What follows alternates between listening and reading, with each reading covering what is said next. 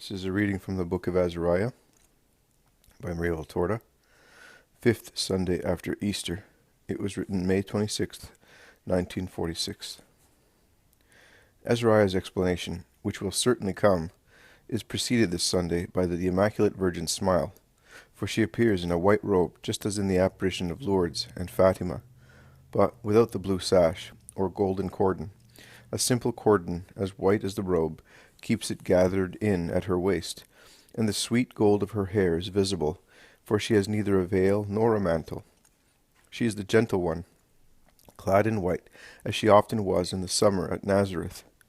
It is only that now her robe is more brilliant than all earthly fabrics, and she seems to be made of a truly celestial linen.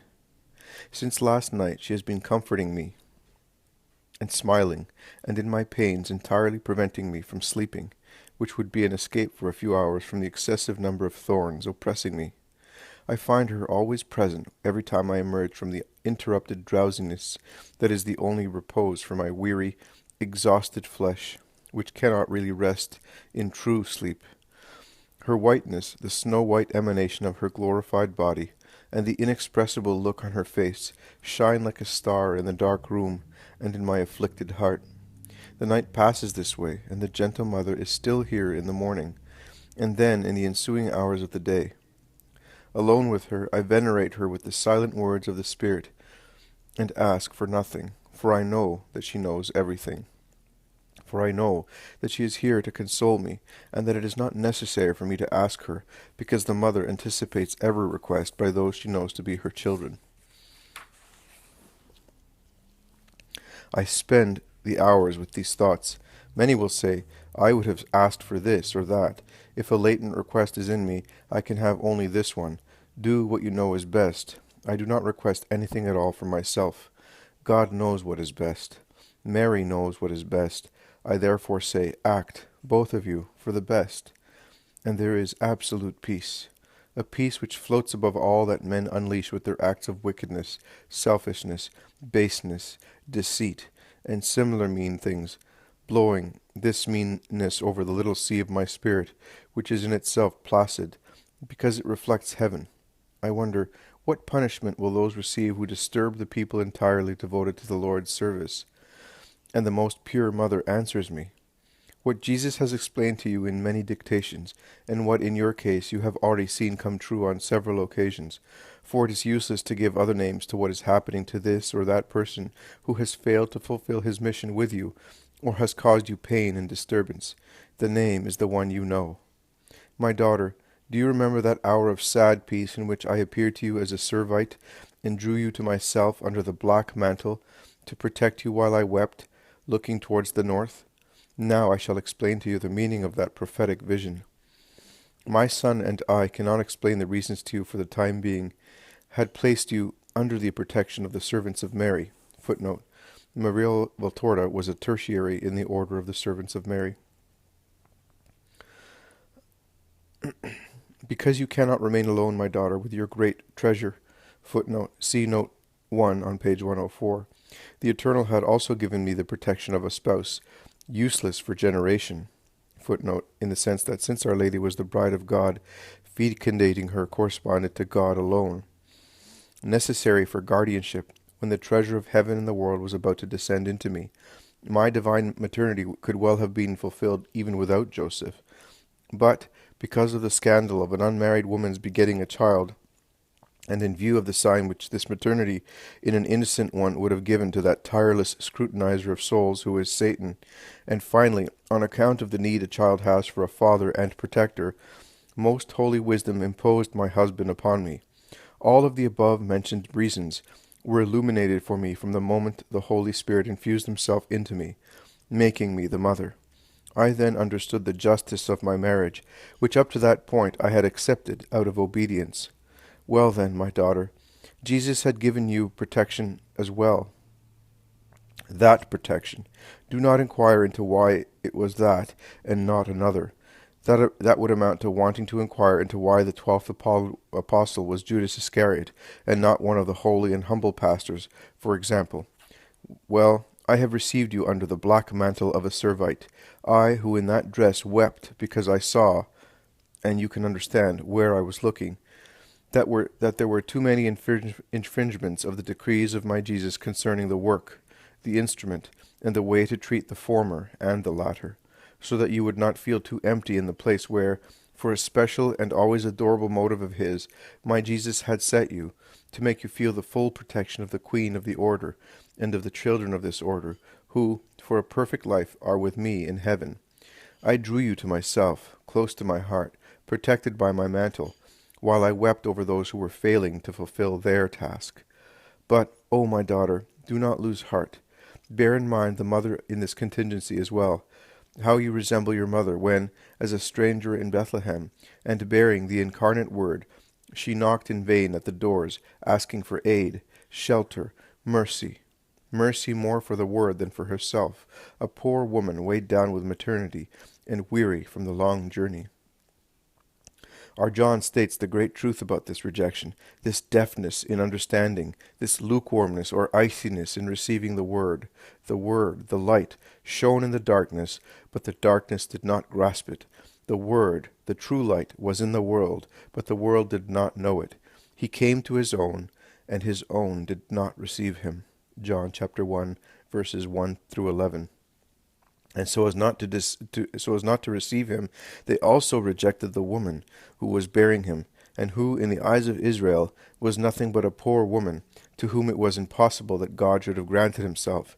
She was, therefore, a cheat, a deceiver, who was seeking by a lie protection and undeserved honors. It is always that way, beloved daughter.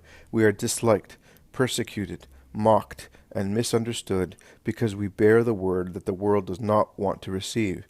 And we go wearily, sorrowfully, from heart to heart, asking, for pity's sake, receive us, pity for you, not indeed for us. For we, in this gift which we bear, have, it is true, our burden, our cross as creatures, but also our peace and glory in spirit, and we ask for no more.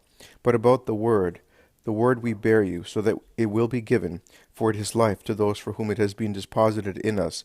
We are solicitous and troubled. How many in Bethlehem, after the glory of the Lord had manifested itself in the resurrection, and when his doctrine was spreading throughout the world, would not have wished to have received the bearer of the word on that cold night in Kislev? Footnote: Kislev is the 9th month of the Jewish year, corresponding to our November, December. So they could say, we recognized her. But it was then too late. God's moment comes and passes, and belated regrets do not make up for the mistake. The person responsible should be reminded of this. But do not be afflicted. In the eyes of God you are justified exactly as I was in giving birth to the King of Kings in a fetid cavern. We are not to blame for not worthily honoring the Word, pouring himself forth, but those who prohibit our honoring him publicly. The incense of our loving and secret adoration is sufficient to replace every other honor which we are not allowed to give the Word deposited in us. Smile, my daughter, and hope, recalling that the Almighty can raise up children of Abraham even from the stones, and will not leave you without the comfort and aid of priestly guides, raising up people responsible for this duty just as he has granted you at exactly the right moment, the angelical teacher for your increased comfort. And Mary most holy shines more gloriously and sweetly than ever as she receives the angelical greeting of Azariah, whose luminous presence seems tenuous in comparison to the most luminous Virgin. And Azariah speaks, remaining on his knees with his arms crossed over his chest and head bowed before Mary, as if he were before an altar.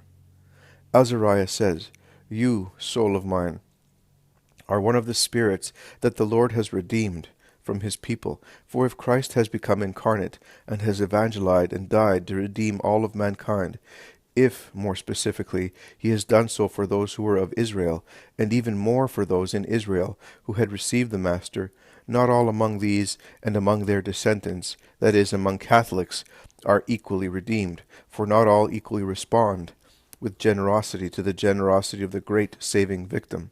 The name of Catholic Christians has been borne and is borne by millions and millions of souls, but not all of these souls upon whom grace has descended to remake them as children of God have been able to be redeemed forever, and immediately after death, since goodwill was more or less defective in them.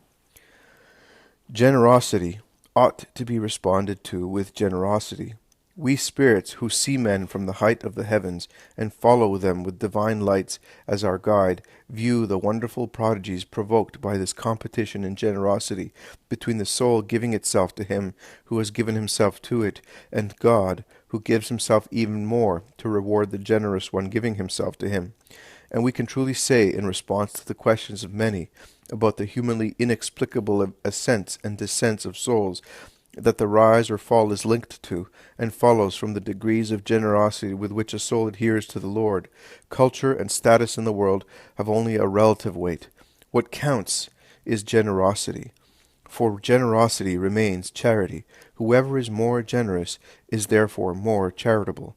The greater the degree of charity is, the greater union with God is. And where God is greatly united to a spirit, this spirit, dispensing with other external agents, changes from a common spirit into a chosen spirit, capable of that which on its own it would not be capable. For in union it is God who acts with his perfections and according to his ends. Consequently, when a creature finds himself enraptured to special height, he must humbly sing, so that the praise will be given to him who deserves it. The Lord has redeemed Jacob, his servant. Woe, woe to those who say, I have become like this because I wanted to. The merit is mine. Man has no merit other than goodwill, which must be active and humble until the creature's death. But the merit belongs to God, who gives you the aids to change you from men into gods. The pride of calling yourselves the only authors of your election is sufficient to turn a chosen one into a reprobate, for pride is hated by God, who withdraws with his gifts, whereas the proud one, instead of bowing his head, saying, I have sinned, persists in wanting to appear as he no longer is, persisting out of pride, thus falling into deceit and sacrilege, and ending up, in contrast to what he was, as a future damned soul. I am speaking before the woman full of grace, the one without original sin, who deserved to be the mother of God. What glories are greater than these? What greater assurance of glory? She indeed knows. Just imagine, if at any moment in her life, strewn with events capable of stirring up pride in any creature, she had had a movement of pride, it would prove vain for her to have been blameless, full of grace, and the mother of God. Neither more nor less than any other creature, she would have forfeited her splendid nature, for pride destroys everything. And it is useless to ask the Lord to grant good inspirations so as to put them into practice, as the prayer says, if one does not first keep the terrain of the heart free from every plant of pride. Where there is no humility, good inspirations cannot turn into good works, for good works are always supported on a foundation of humility, holding them up. James the Apostle writes, continuing last Sunday's epistle, Put the Lord's word into practice. Do not just listen to it while deceiving yourselves. But how can you put into practice if you do not first bring low the pride of the self forever? To obey is to humiliate one's judgment before another judgment, which, by obeying it, we confess to be greater than our own.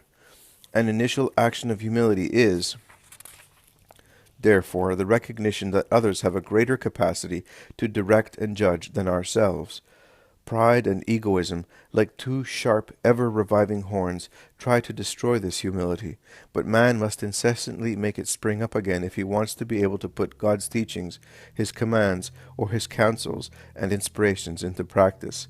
The word of the Lord is a word which crushes all that is base in man, to make all that is lofty, spiritually lofty, grow vigorously. But if it remains scarcely supported on the heart, rendered granite by egoism and pride, or deadened by sloth, it cannot put forth fruits. It yields fruit when it penetrates, sinks in its roots, grows its stem, produces foliage, flowers. That is, it yields fruits when it is received, when it is cared for with love and constancy, when it is aided with every effort to grow and adorn itself with all the virtues which are in the marriage of the teaching word with the acting will. James says, deceiving yourselves. How many deceive themselves in such fashion? They believe they are in the right only because they go to hear the word of God, but to listen and not practice. Believing oneself saved because one has gone to listen is to deceive oneself. The word must be assimilated, made one with the self, just as the juices in food become a single substance with the blood into which they flow. If one were ill with a disease whereby all assimilation of food ceased, even if one ate a whole lamb each day, one would die of consumption. It is likewise with those who would listen to the divine word, but do not afterwards make it into juice for their spirit, and believe they are nourished, whereas they are simply ballasted with inert matter. James says, he who does so is like one that, having gazed at his face in a mirror, goes off and forgets it. I would say more. I would say he is like one who places himself in front of a mirror, but because he does not want to open his eyes, or because he wants to do so in the dark, does not see the details of what is in front of him, and therefore cannot remember them. The holy law, having become most sweet in the gospel of Christ, should be known, to remember or practice it in the fullness of light and will, and whoever transgresses it out of laziness, stupidity, or hatred of charity calls himself religious and a servant of God in vain. What is then the true religion, the true practice of the word which has become doctrine, that which turns into good works? And James does not cite attendance at ceremonies, ostentation in rites, and other similar things, but he limits himself to naming prudence and charity. Oh, how many trample on both of these! How many make their brothers weep because they are unable to check their tongues in backbiting, or in untimely, out-of-place praise, or in not being able to keep a secret whose disclosure may place a little mundane halo over their poor heads, continually in search of motes of straw, instead of the true branches of the heavenly palms, but which may prejudice God's right, obedience to God, and the peace of their brothers. Prudence is also one of the cardinal virtues, but those practicing it in heroic fashion are very too rare, and the tears which fall on account of acts of imprudence all the more blameworthy when coming from those who, because of their mission, are expected to be of aid and guidance and restraint and comfort to their brothers, are innumerable. And great is the harm not concerning a human matter, but higher matters, which are handled without prudence, and thus despoiled of that holy, fragile veil in which God envelops his lights, too holy to be starkly tossed out as a gift to mortals. If only they would remember the great Moses, who was so reserved about presenting the reflection of the divine, which remained on his face, that he covered himself with a veil, because not all of Israel was worthy to know the reflection of God. Exodus chapter 34, verses 29 to 35. The other of the two manifestations of pure, immaculate religion, according to James, and all the true just ones, is that of charity towards one's neighbor, concerning which James cites the two most merciful cases, orphans and widows to be visited in their tribulation, so that they will not feel forsaken, and not be overwhelmed by the world, which does not know charity. But widows and orphans are not just those who have lost a spouse or parent. There are losses, solitudes, and abandonments even vaster than those of an affection and a protection which cease for flesh and heart. There are abandonments of those who, as voices of God, no longer feel supported and protected by the ones having this duty. And this cries out to God with the cry of someone moaning in a desert and having nothing but the star in heaven as a guide for his steps. O priests, what is your ministry if not to be everything to everyone, and especially to these martyrs of God's will? Are you then no longer the descendants of those priests, those deacons, those bishops and pontiffs, who in times of persecution went down into the jails, emerging from the catacombs, and penetrated into the arenas, ready to die if discovered in their actions of love, in bearing fraternal and spiritual aid to the martyrs, for the sake of Christ's name? Your dangers are like straw in comparison to their enormous dangers, and yet nothing kept them from facing such dangers, because the priesthood is a militia which must be able to combat alongside laymen for the protection of God's instruments, so as not to be the archangels putting the adversary in his different forms to flight, ready to die in the tranquility of a simple life, ready to leave it momentarily impaired. In what respect?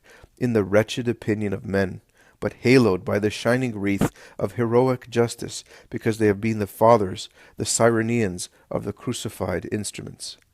For, even if no other impurity harms you, this one, fearing the world and its judgment, and thus being impure in your action with the instruments, is upon you, and you are therefore not unstained by the world, since you think with the modes of thought of this world of yours, where human respect has value, and sacrifice to be faithful to justice, and charity does not.